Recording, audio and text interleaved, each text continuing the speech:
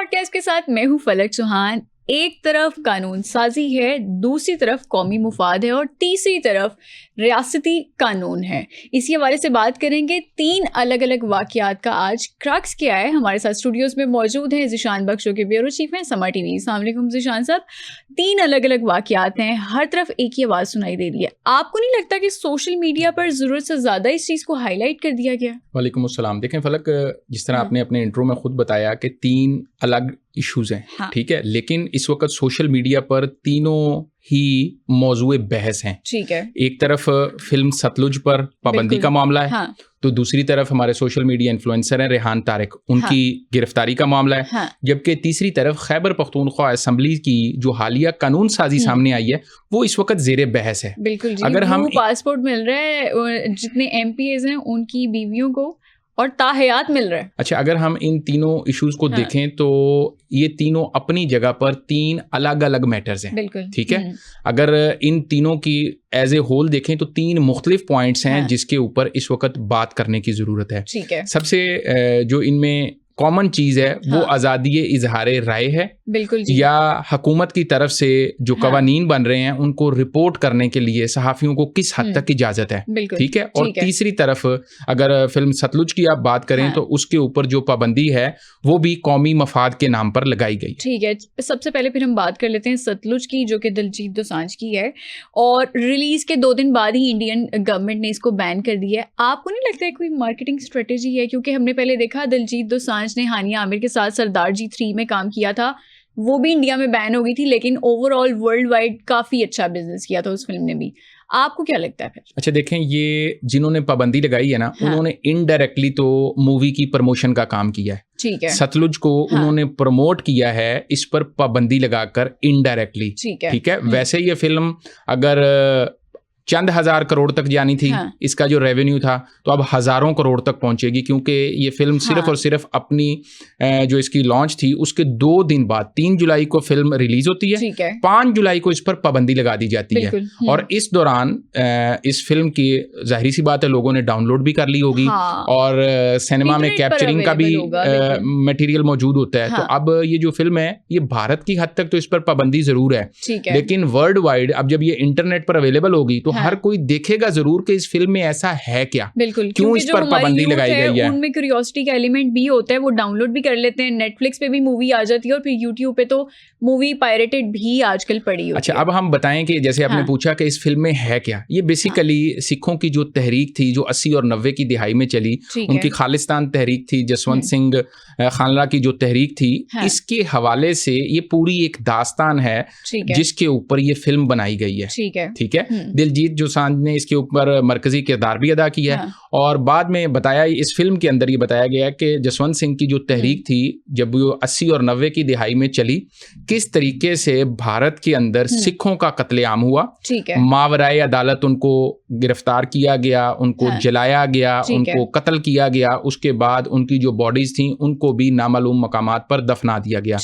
इस सारे इशू को हाईलाइट करता है जसवंत सिंह और लेटर ऑन 1995 में वो भी लापता हो जाता है और उसके बाद उनको भी कत्ल कर दिया जाता है। तो इस पूरी फिल्म के अंदर सतलुज के अंदर यही वो सारा सिखों के ऊपर होने वाले जो मजालिम हैं, एक तरफ तो भारत बड़ा बनता है जी, हम वर्ल्ड डेमोक्रेटिक कंट्री हैं और बड़ी जमहूरियत है हमारे यहाँ, लेकिन ये भारत का असल चेहरा है जो कि इसको एक बैनुल अक़वामी मईशत से अब एक प्योर हिंदू रिलेटेड कम्युनिटी की तरफ वो इसको कन्वर्ट कर रहे हैं। ना तो वहां पर मुसलमान महफूज हैं, ना ही वहां पर सिख महफूज हैं, ना ही दीगर अकलियतें महफूज हैं। तो ये इस फिल्म ने एक दफा फिर सिर्फ भारत में नहीं पूरी दुनिया में, खास तौर पर वेस्ट में, कनाडा में, अमेरिका में एक नई बहस को जन्म दे दिया है कि जो सिख वहां पर अलग रियासत का, अलग अपने एक सेफ प्लेस का मुतालबा करते हैं वो जायज़ हैं। खालिस्तान तहरीक उसी का नाम थी, उसी जद्दोजहद के ऊपर ये फिल्म बनी।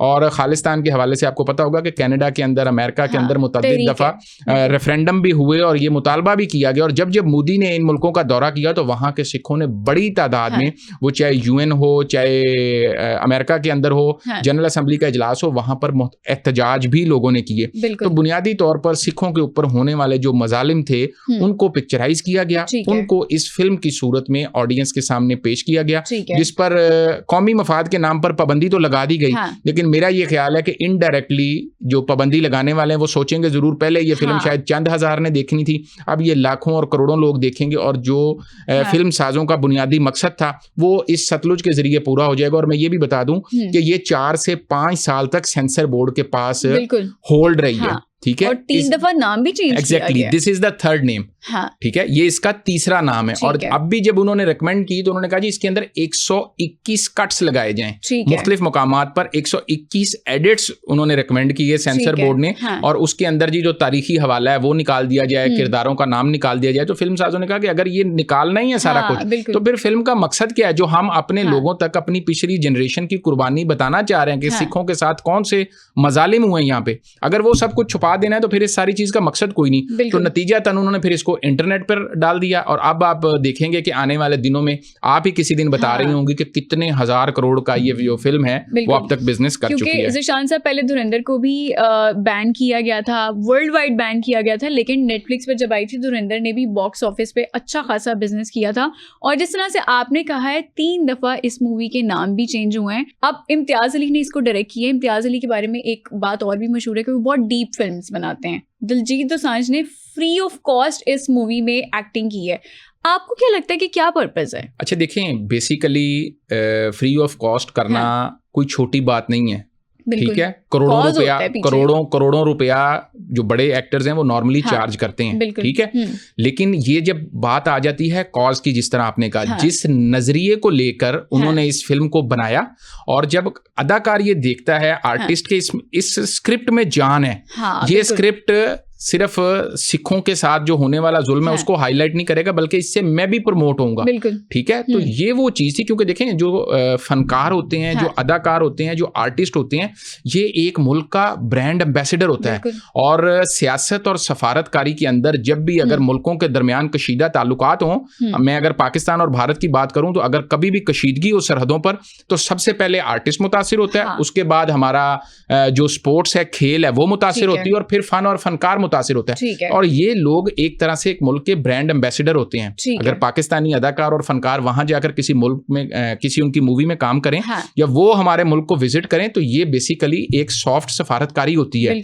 और आप देखें कि हमने कितनी आजादियां दे रखी हैं। आप सिखों के मकामात देख लें, हुकूमत पाकिस्तान ने जरूरत से ज्यादा उनको न सिर्फ पाकिस्तान में जितने गुरुद्वारे हैं हमने बहुत ननकाना साहब है, डेरा साहब है, पंजा साहब है, इन तमाम में न सिर्फ भारत से बल्कि दुनिया भर से सिख यात्री आते हैं, और वो खुश होकर जाते हैं। उनके लिए वो कहते हैं कि हमारा काबा यही है, हमारे लिए यही वो मुकद्दस जगह है। और जिस तरह गवर्नमेंट ऑफ पाकिस्तान हमारे गुरुद्वारों की टेक केयर कर रही है, इस पर हम हुकूमत पाकिस्तान के मशकूर हैं। भारत उस तरह से लोगों को नहीं, सिखों को यहाँ आने देता, जिस तरह इंडिया समेत पूरी दुनिया के जितने सिख होते हैं उनकी पाकिस्तानी गवर्नमेंट और पाकिस्तानी अवाम है बहुत उनको प्यार मोहब्बत देती है, उनकी मेहमान नवाजी बहुत ज्यादा करती है। जी बिल्कुल ऐसे ही है। और यही वजह है कि जो वेस्ट से सिख आते हैं वो ज्यादा खुश होते हैं, वो ज्यादा मुतमईन होते हैं। अगर 5000 सिख कनाडा से और अमेरिका से ननकाना साहब या डेरा साहब और पंजा साहब हसन अब्दाल में जब ये जगह आके विजिट करते हैं, तो भारत अमूमन जो भारतीय सिख यात्री होते हैं उनको इजाजत या तो देता नहीं है, या बड़ी लिमिटेड इजाजत देता है। जबकि हुकूमत पाकिस्तान की तरफ से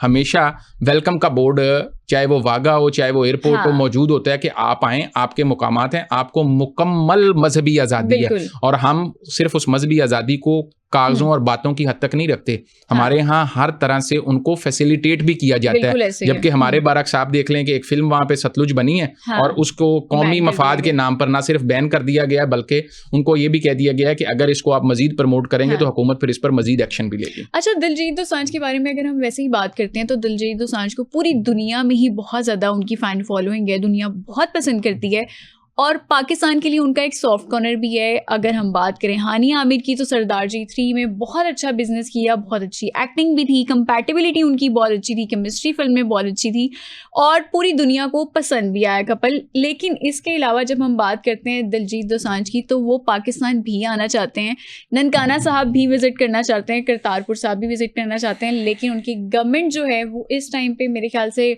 कोई वीज़ा का इशू चल रहा है, इस वजह से शायद वो नहीं आ पा रहे हैं। इसके अलावा अगर हम बात करें तो एक और मूवी आई थी 2003 में, हवाएं, वो भी इसी टॉपिक पे बनी थी और इंडियन गवर्नमेंट ने उसको भी बैन किया था। तो ज़ीशान साहब, ये सारी चीज़ें हैं सतलुज के हवाले से, लेकिन हम उम्मीद करते हैं कि सतलुज जो है वो अच्छा बिजनेस करे, क्योंकि अगर कहानी अच्छी है, इम्तियाज़ अली की कहानी हो और वो अच्छी ना हो, ब्लॉकबस्टर ना हो, तो मेरे ख्याल से मानने वाली बात नहीं है। अब एक और इशू पे बात करते हैं। रेहान तारिक को सुना है सुबह गिरफ्तारी अमल में लाई गई है, क्या अपडेट्स हैं, क्या इत्तलात हैं इस हवाले से? अच्छा देखें, ये जो पॉडकास्टर हैं, social media influencer Rehan Tariq, ये रात गए तकरीबन 1 बजे लंदन से लाहौर के अलामा इकबाल इंटरनेशनल एयरपोर्ट पर लैंड करते हैं। इनके करीबी दोस्त जो इनको लेने वहाँ पहुंचे थे, उनके मुताबिक तकरीबन 4 से 5 घंटे तक रेहान तारिक को एयरपोर्ट के अंदर FIA हुकाम ने इन्वेस्टिगेशन के लिए रोके रखा। उसके बाद जो NCCIA है उसके हुकाम कंसर्न वहाँ पहुंचे और इन्हीं की फैमिली के मुताबिक इनको ये कहा गया है कि इनके खिलाफ एक अदद मुकदमा है। अच्छा। और यकीनन सोशल मीडिया पर इन्होंने कोई प्रोग्राम आखिरी कुछ ऐसे किए हैं जिनमें से 1-2 पर कुछ काबिल एतराज़ मवाद डिस्कस हुआ है, तो उसी वजह से NCCIA में एक मुकदमा इनके हवाले से है और इनकी बाज़ाब्ता तौर पर जो NCCIA के हवाले से NCCIA को हवालगी है वो जाहिर कर दी गई है। लेकिन अभी इनका लेटेस्ट स्टेटस क्या है, चार्जेस क्या फ्रेम हुए, क्योंकि किसी भी शख्स को गिरफ्तार करने से मसला हल नहीं होता। मेरा ये ख्याल है कि हुकूमत को जो चार्जेस उन पे हैं उनको कैटेगोरिकली बताया जाना चाहिए, बिल्कुल उनको उनके वकला तक एक्सेस मिलनी चाहिए, क्योंकि जो हमारा सोशल मीडिया है ये इस वक्त किसी ज़ाब्ते और किसी कानून में नहीं है। सोशल मीडिया की आज़ादी ज़रूर मौजूद है, लेकिन इसके साथ मुझे आपको हर किसी को एक जिम्मेदारी का मुजाहरा करना चाहिए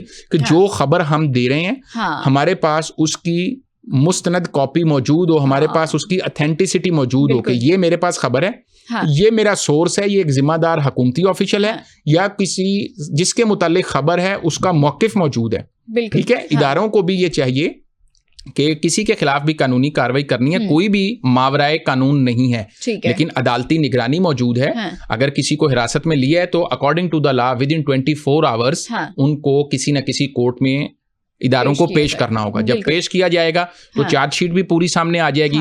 जैसे वो सहाफ़ी कभी भी कोई पकड़ा जाए या उसको कुछ हो तो वो कहते हैं कि ये है तो किसी खबर का नतीजा, लेकिन मुझे नहीं पता किस खबर का नतीजा है। अच्छा। जब वो रिजल्ट आएगा किस खबर का नतीजा है तो फिर हम व्यूअर्स को भी बताएंगे कि रेहान तारिक की जो गिरफ्तारी है वो एक्चुअली किन इश्यूज की वजह से अमल में लाई गई या फिर इनिशियल इन्वेस्टिगेशन के बाद ही उनको रिलीज कर दिया जाता है। तो ये इस वक्त चूंकि अभी एक डेवलपिंग स्टोरी है, वक्त है कुछ इस पर इसलिए हम इससे ज्यादा नहीं बात करेंगे, लेकिन ये जरूर कहेंगे कि सोशल मीडिया पर जिम्मेदारी के साथ जितने भी इन्फ्लुएंसर हैं, जो पॉडकास्टर हैं, वो जिम्मेदारी का मुजाहरा करें और सिर्फ उतनी बात करें जितनी उनके पास हकीकत में मबनी हो। सोशल मीडिया से इधर उधर से डेटा उठा के AI की मदद से चीजें जनरेट करके उसको ना डिस्प्ले कर दें जो कि लेटर ऑन आपके लिए मुश्किल का बायस बने। साहब, हमने अब अक्सर यही होता है हमारे साथ भी कि सोशल मीडिया पर सनसनी ज़्यादा फैलाई जाती है, खबरियत नहीं है, कोई फैक्ट्स एंड फिगर्स नहीं है, ऑथेंटिक सोर्स नहीं है, जिसकी वजह से जो सहाफ़त की जिम्मेदारियां होती हैं वो अक्सर लोग नहीं निभाते और उसकी वजह से फिर बाकी लोगों को इसका खमियाजा भुगतना पड़ता है। अगली बात कर लेते हैं, ये ब्लू पासपोर्ट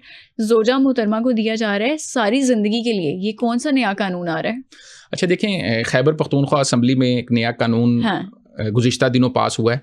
पास तो शायद कुछ माह पहले से हुआ है, लेकिन अब हाईलाइट अब हुआ है। अब ये खाली जो ब्लू पासपोर्ट है ये वैसे तो ऑलरेडी तमाम जो अरकानी असम्बली हैं एंटाइटल्ड होते हैं, वो चाहे पंजाब हो, सिंध हो, KP हो या कौमी असम्बली और सेनेट हो। अब इस बिल के जरिए उनकी फैमिलीज के लिए ब्लू पासपोर्ट, असलहा लाइसेंस जो हैं ममनुआ बोर के, वो पहले 4 उनको ऑफिशियली अलाउ होते थे फ्री ऑफ कॉस्ट, अब 4 और की डिमांड आई है कि हमें 8 दिए जाएं और वो 4 जो होंगे वो पे जो आम फीस होगी कोई भी शहरी देगा वो करके लेनी होगी। अच्छा। इस मजीद इस बिल के अंदर कहा गया कि जी जितने भी सरकारी रेस्ट हाउसेज हैं, गेस्ट हाउसेज हैं, डाक बंगले हैं, जो स्टेट प्रॉपर्टीज हैं, वहां पर ये अरकान असम्बली अपनी फैमिलीज के साथ जाकर ठहरते हैं तो फ्री ऑफ कॉस्ट इनका स्टे होगा। ठीक है, ये मोटरवे पे सफर करते हैं, ये रिंग रोड पे करते हैं, ये किसी भी जगह पे, ये तमाम टोल प्लाजा से मुस्तस्ना होंगे, इनको इस्तिस्ना हासिल होगा, ये कहीं पर कुछ भी पे नहीं करेंगे। ठीक है ज़ीशान साहब, मुझे यहाँ पर एक सवाल का जवाब आप ज़रूर दें। जो मिडिल क्लास इंसान है वो हर चीज़ खरीदते हुए टैक्स पे करता है, उसकी तनख्वाह चाहे वो 25,000 है, चाहे 40,000 है, चाहे 1.5 लाख है, वो हर चीज़ को पे करके फिर खरीद रहा होता है। लेकिन यहाँ पर ताहयात ब्लू पासपोर्ट भी मिल रहा है, किस बेस पे, क्या क्रेडिबिलिटी है? अगर कोई एमपीए बन गया है तो क्या उसका एक टाइम ड्यूरेशन है, उसके बाद ठीक है वो एमपीए नहीं रहा, ब्लू पासपोर्ट वापस करे। लेकिन यहाँ पे बी क्लास सिक्योरिटी भी है, मोटरवेज पर टूल टैक्स भी है, वो भी नहीं देंगे। तो फिर फ्री में जब एमपीएस ने सारे के सारे अपने काम निकलवाने तो अवाम की क्या खिदमत करनी है? तो अवाम के वोटों से आए हैं। अच्छा देखें, इसमें मैं दो चीज़ें बता दूं कि ये जो ब्लू पासपोर्ट का कानून है ये वैसे तो 1988 से मौजूद है और तमाम अरकान असम्बली इसके लिए एंटाइटल्ड होते हैं, ठीक है। लेकिन पर्टिकुलरली ये जो नया कानून आया है इसके अंदर दो चीज़ें ख़ास तौर पर ऐसी हैं कि एक तो ये कानून सूबाई असम्बली ने पास जरूर कर दिया है, जब तक ये कौमी असम्बली में जाकर कौमी असम्बली से 2/3 अक्सरियत से पास नहीं होगा ये एंटाइटलमेंट इनका ख्वाब ही रहेगी। ठीक है। देखें, अगर एक सादा सी मिसाल देता हूँ, साउथ पंजाब के हमारे जो लोग हैं वो कहते हैं कि जी हमें अलग सूबा चाहिए, वो चाहे जनूबी पंजाब उसको नाम दे लें, वसेब का नाम दे लें, सराइकिस्तान का नाम दे लें, तो उसके लिए पंजाब असम्बली से, उस सूबे की असम्बली से कानून साजी 2/3 अक्सरियत से मंजूर होना जरूरी है। अब पंजाब असम्बली से वो करारदाद मंजूर हो चुकी है, ठीक है, कई साल गुजर गए, लेकिन जब तक कौमी असम्बली और सेनेट में 2/3 अक्सरियत से नहीं होगी तो जनूबी पंजाब सूबा नहीं बनेगा, जो कि आज तक नहीं बना। तो इन लोगों ने भी अपनी ये जो नन्ही मुन्नी ख्वाहिशें हैं जो कि किसी भी सूरत में मेरा ख्याल है कि जस्टिफाइड नहीं है। जिस तरह आपने कहा कि हम आप टैक्स दे रहे हैं, हम टोल प्लाजे पे भी पे करें, हम गेस्ट हाउस और रेस्ट हाउस में भी पे करें, हमें तो गैर ममनुआ बोर का जो लाइसेंस है उसका कोई सोच भी नहीं सकता, और ब्लू पासपोर्ट तो वैसे ही आउट ऑफ क्वेश्चन है, ठीक है। तो बेसिकली असम्बली जो होती है अवामी नुमाइंदे, इनका काम होता है अवाम की फलाह बहबूद के लिए काम करना, लोगों को फैसिलिटेट करना। आप हमारे नुमाइंदे, आप हमारी फैसिलिटेशन का सोचें, ना कि आप जाके अपना सोचना शुरू कर दें। अवाम की खिदमत कर रहे हैं ब्लू पासपोर्ट लेके, ममनुआ बोर के लाइसेंस हासिल करके मोटरवे से फ्री गुजरना है, क्योंकि हम जैसे जो मिडिल क्लास लोग हैं वो तो हमेशा पे करते हैं। एक दूध का डब्बा भी अगर खरीदने जाते हैं जो तकरीबन मेरे ख्याल से 80 या 100 रुपए का होता है, सबसे छोटा डब्बा, उसके ऊपर भी हम टैक्स देते हैं। अच्छा देखें, ये चूंकि केपी के अंदर तहरीक इंसाफ की हुकूमत है, तो ऐसा एक कानून माजी के अंदर पंजाब असम्बली से पास हुआ था अरकान असम्बली की तनख्वाहों को इजाफे का लेके, ठीक है। मुझे आज भी याद है उस रोज जब पंजाब असम्बली में कार्रवाई हो रही थी तो कैटेगोरिकली उस वक्त के वजीर आजम ने उस बिल को टर्न डाउन करवाया और वो इजाफा नहीं हुआ, ठीक है। अभी ये असम्बली से पास जरूर हुआ है, लेकिन देखना ये है कि जिन लोगों ने पास किया है वहां के वजीर कानून, मतलब कल मैं सुन रहा था केपी के जो शफी जान है वो ये कह रहे थे कि जी प्राइवेट मेंबर डे था, पीपल्स पार्टी के रुकन ने बिल पेश किया। तो भाई पीपल्स पार्टी के रुकन ने पेश किया, हुकूमत आपकी है, आफ्ताब आलम साहब वहां पे वजीर कानून है, आपका हुकूमत आपकी है ना, आप ना बिल के हक में वोट दें, बिल्कुल आप बिल को टर्न डाउन करवा दें। वोटिंग अक्सरियत तो पीपल्स पार्टी के पास नहीं है, अक्सरियत तो तहरीक इंसाफ के पास है। तो अगर ये बिल पास हुआ है तो 100% इसके अंदर जिम्मेदार तहरीक इंसाफ की जो सूबाई क़यादत है, उनके जो वजीर आला हैं और जो उनके कायदे ऐवान हैं, ये उन सब की रिस्पॉन्सिबिलिटी है। अगर आप ये चाहते कि ये कानून पास ना हो तो आप ना करते। और मैं एक और चीज भी बता दूं, बेसिकली ये पार्टी के अंदरूनी इख्तलाफात की भी निशानदेही करता है, ठीक है। वहां पर जो लेग पुलिंग का सिलसिला जारी है, कोई वजीर आला को तब्दील करवाना चाहता है तो किसी की ये ख्वाहिश है कि स्पीकर बदल जाए। ज़ीशान साहब, हमने हमेशा केपीके में यही चीज़ देखी है कि वहाँ पे अनरेस्ट रहा है, पॉलिटिकल अनरेस्ट भी रहा है, और वहाँ पे सुहेल अफरीदी साहब हमेशा ये कहते हैं कि मैं अपनी आवाम की फलाह बहबूद के लिए काम कर रहा हूँ। तो केपीके असम्बली ये आवाम की फलाह बहबूद के लिए काम कर रहे हैं, वो तो अपने फ़ायदे के लिए काम कर रहे हैं।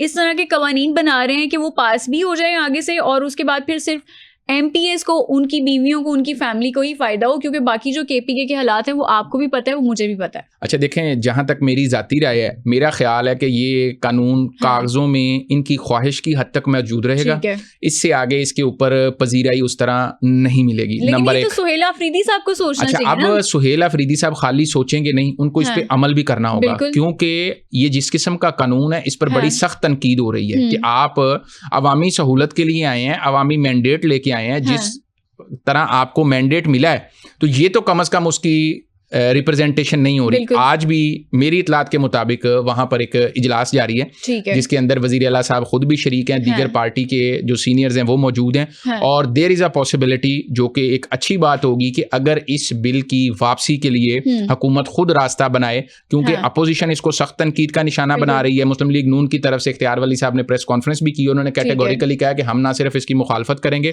बल्कि इसके खिलाफ भरपूर एहतजाज भी होगा, हर फोरम पे आवाज भी उठाई जाएगी। अब ये जितना मीडिया पर हाईलाइट हो गया ना, मुझे लगता है कि ये जो ब्लू पासपोर्ट है ये भी इनका ख्वाब रहेगा और मुफ्त मोटरवे से गुजरना भी इनका ख्वाब रहेगा। इनको इससे कोई चीज मिलने वाली नहीं, क्योंकि और सिर्फ ये नहीं है, इसकी कुछ शिकें ऐसी भी थी इस बिल में कि अगर जो असेंबली है स्पीकर वो चाहे तो जिस सहाफी को चाहे उसको खबर देने से भी रोक सकता है। अच्छा, ठीक है। और 6 माह तक की गालिबन कैद की भी कुछ शिकें सुनने में आई हैं। अच्छा, तो बेसिकली आजादी इजहार राय पर तो पाबंदी ना पहले कबूल की गई है ना अब कबूल होगी, लेकिन जो बुनियादी इसमें जिम्मेदारान है वो खैबर पख्तूनख्वा की हुकूमत है, उनके वजीर आला हैं, उनकी सूबाई कैबिनेट है, क्योंकि कोई भी जो हुकूमत होती है, हुकूमत का मतलब वजीर आला और उसकी काबीना होता है, जबकि जो स्पीकर होता है, स्पीकर का किरदार होता है कस्टोडियन ऑफ द हाउस का, और साथ ही साथ आप समझ लें जैसे क्लास में एक मॉनिटर होता है या एक मैच में एक रेफरी होता है। स्पीकर पार्टी से वोट लेके जरूर आता है, लेकिन जो स्पीकर असेंबली होता है, जैसे पंजाब में मलिक अहमद खान साहब हैं, तो स्पीकर का जो किरदार होता है वो होता है इम्पार्शियल।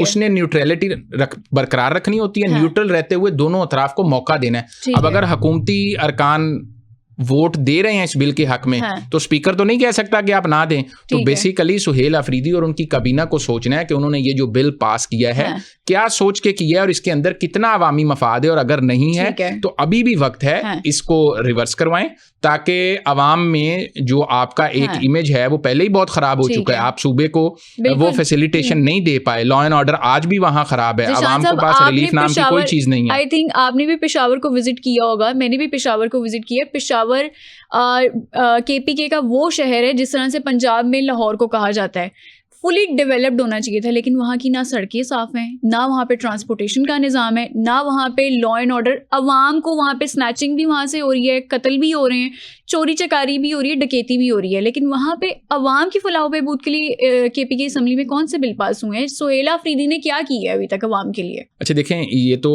सुहेल अफरीदी खुद ही बताएंगी, क्योंकि जिन्होंने उनको वोट दिया है उन्होंने बाद में उनका मुआखजा भी करना है। तालीम का निज़ाम कोई मौजूद नहीं है पेशावर में। जो भी सारी सूरत हाल है इसके अंदर सबसे जो अहम चीज़ है वो यही है कि ये जो बिल जिस तरह से पेश किया गया या करवाया गया, क्योंकि जो बिल हुकूमत ने खुद नहीं पेश करना होता वो प्राइवेट मेंबर डे पर या तो किसी आज़ाद रुकन के जरिए या अपोजिशन रुकन से पेश करवा लिया जाता है। अब चूंकि फायदा सबको हो रहा था, अक्सरियत में PTI है, ब्लू पासपोर्ट इनको भी नजर आ रहा था ख्वाब में, ठीक है, और साथ इनको सहूलतें भी नजर आ रही थी। लेकिन एक चीज और मैं बता दूं जो हम पहले मिस कर गए, कि इसके अंदर ये भी है कि जो रुकने असेंबली है वो जेलों का विजिट कर सकता है, स्कूलों का विजिट कर सकता है, और किसी भी वक्त वो चाहे तो हॉस्पिटल्स का विजिट भी कर सकता है। ये इस कानून में पॉइंट हाईलाइट जरूर हो रहा है, लेकिन ये ऑलरेडी भी कानून में मौजूद है कि अगर लाहौर का एक रुकने असेंबली है तो वो लाहौर की किसी भी जेल को विजिट कर सकता है, वो लाहौर के हॉस्पिटल्स को विजिट कर सकता है।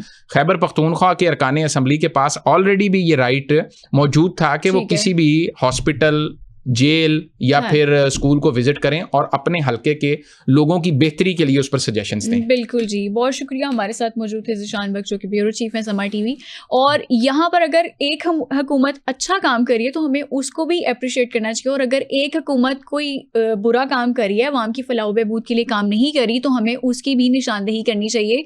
सुहेल अफरीदी वज़ीर आला KPK से गुजारिश है, रिक्वेस्ट है, अवाम की फलाह बहबूद के लिए प्लीज़ काम करें। ऐसे कवानीन ना बनाएं जो सिर्फ MPs को, उनकी बीवियों को, उनकी फैमिली को ही फ़ायदा पहुँचाएं।